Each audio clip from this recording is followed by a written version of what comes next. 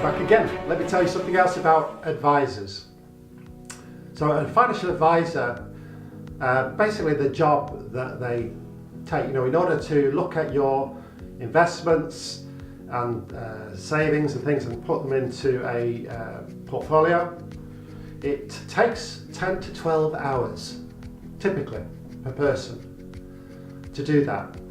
Now they do a fact find, they gather all the information on you, they prepare some reports and tell you why what they're recommending is suitable to your circumstances, and that's kind of what they do. They might even give you, they say actually less than half of them actually give you a lifetime cash flow forecast. We think it might be as low as 10% of them give you that.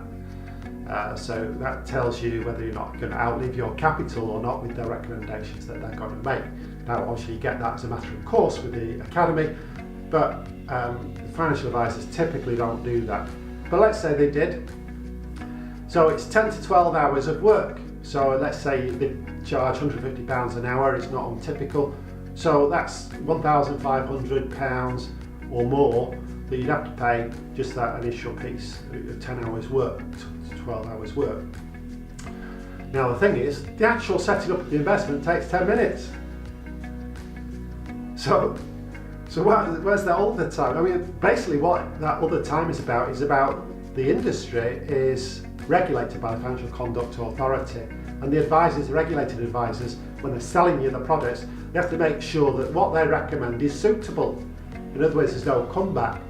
So basically what they're doing is covering their backs for the kind of 9 hours and 50 minutes up to nearly 12 hours of time is about getting the documentation in place so there's no comeback. So they're complaining. But in fact, setting up the investment was a 10-minute job, which you could have done yourself. So what I'm saying to you is do consider setting up your own arrangement with a simple platform, simple passive retail multi-asset fund. Just get that done.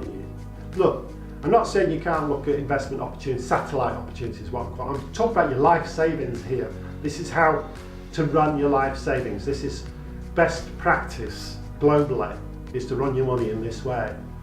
So that's really what I'm encouraging you to do.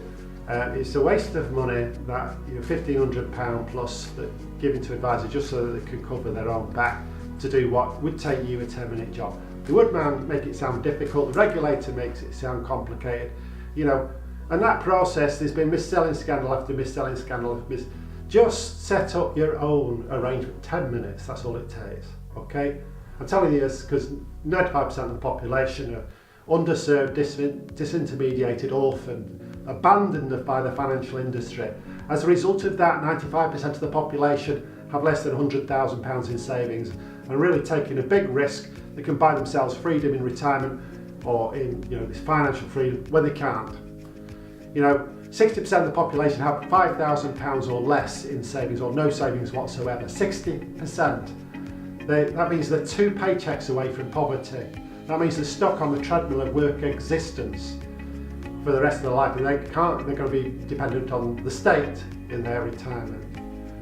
It's a very sad situation, and it's all because the industry is not working. You need to be the architect of your own life, be the architect of your own finances. It doesn't take long to learn how to do what you need to do in order to avoid these traps and avoid the goal setting of other people that is just filling their pockets and not doing much for yourself.